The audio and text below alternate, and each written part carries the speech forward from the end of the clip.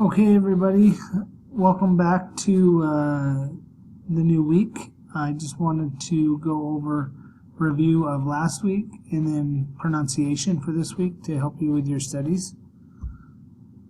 Items for review. Number 1 is know your anatomy. In looking at the quizzes for the class as a whole, it seemed like there were a couple of big themes. One, the matching section, which tells me that you're not paying attention to your anatomy. A lot of confusion between on all the gallbladder questions, which can get quite confusing, especially if you're not paying attention to your anatomy. So I know this is medical terminology, but you have to know and understand the anatomy in order to be able to do well in this class. So just for a quick review here, since we're all together, Coley, this is when we start talking about the gallbladder, bile. So that's kind of that's the root. Okay. So some of the other words that you had was cholecysto. Well, this is the bile with a cyst on it. So this is actually the gallbladder. Now here we had another word you had was choleangio. So this is bile, right?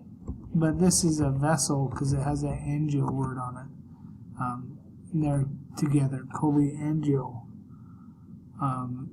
Of course, you had choledocho. This is the bile duct. So you can get choledocholithiasis, if I'm spelling everything right. And this is stone obstruction of the bile duct. So it's important that you understand the anatomy, that you understand that these are different structures. And so when they ask you for those different structures, you know how to respond to those. So I asked one of my former students, who is really good with the anatomy, to send me something that I thought I would show to you guys. This is how she used to prepare for my class, and she shared this with me out of the kindness of her heart. But I would stress to them, like I stressed to you, you need to understand the anatomy. And here's the digestive system last week. And you can see here that she has the different words, right? Cheek, she has bucco. So she has the lay term, and then she has the medical term, right? So here's her pharynx, and here's her spelled correctly pharyngeo, which several of you missed on the last quiz, leaving off that G, and you missed those points on there. So make sure you're understanding the anatomy. Here we go. We have esophagus, and we have the larynx, which is more, as we deal more with the respiratory system. But here she has a food bolus just to show the liver, hepato, right?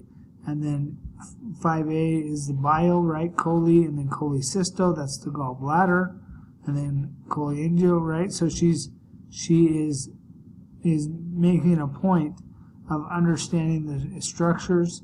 Here's her stomach and gastro. Here is the splenic flexure. Here's the transverse colon. Here's the jejunum and the duodenum, jejunum, and the ileum.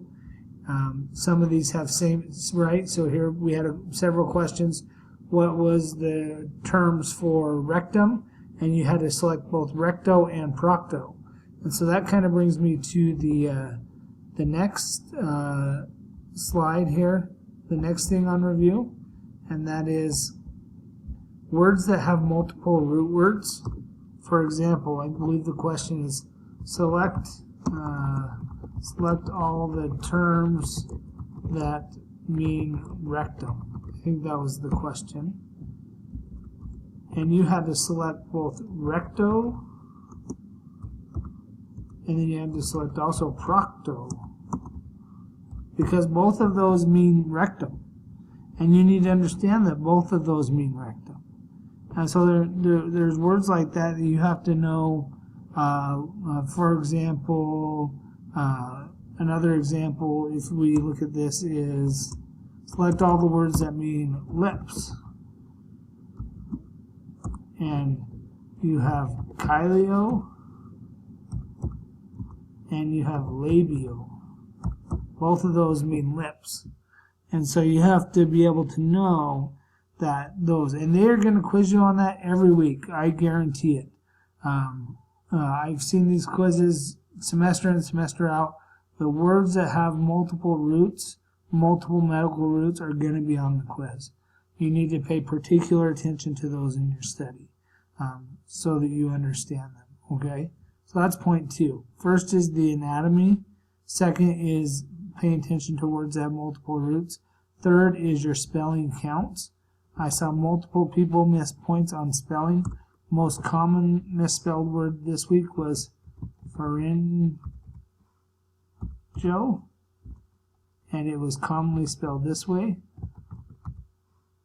pharyngo, and that's a missed point, just leaving off of that G. So make sure that you are paying attention and you know the spelling. It's got to be part of your studies. If it's not part of your studies, you're going to miss points in this class. And the last thing, we've talked about this multiple weeks now, is the format. And so I had one student who got 100% on the quiz until they got to the section where they started asking you for combining forms. They missed every single question on combining form, not because they didn't know the material, because they didn't put it in the correct format. They put all of them in this format right here. That is the combining form, except for the format is incorrect. You have to have this backslash in there. If you do not have the backslash in there, then it's not the correct answer. It's not in combining form. Now, of course, when we take the combining form and utilize it and put it into a complete medical term, we leave the backslash out of there. But when they're asking just for the combining form, the correct answer right here is just like this. ILE\O. That's the format it has to be in. If it's not, you're going to keep missing those questions. And I'd hate to see that happen to several students again, like it happened to this week. If there are any questions about any of this, please feel free to call me, text me, email me. I'm happy to set up time where we can go over this one-on-one and make sure that it's very clear for you so you don't miss those points anymore. Pronunciation guide going forward here. This week we're talking about respiratory system. So here we have pectoral, thoraco, tonsillo, adenoid-o, septo, stetho, spiro, rhino, oxo, phreno, naso, sinuso, pharyngo, pneumono, atalo, corneo, epiglotto, laryngo, alveolo, pneumono, pulmono, oxo, oxy, pleurocentesis, bronchoscope, tonsillectomy, bradypnea, dysphonia, cyanosis, oximeter, laryngoplegia, septoplasty, sinusotomy, hypercapnia, euphenia, bronchiectasis, rhinoplasty, pneumonia, atelectasis, emphysema, surfactant, hypoxia, exudate, enzomnia, hypoxemia, tubercles, apnea, emphysema, hemoptysis, epitaxis, pulmonary edema, transudate, deviated septum, coryza, pneumoconiosis, pleurisy, consolidation, pertussis, rhinorrhea, rhinitis, laryngoscopy, laryngitis, laryngostenosis, bronchiectasis, bronchiopathy, bronchospasm,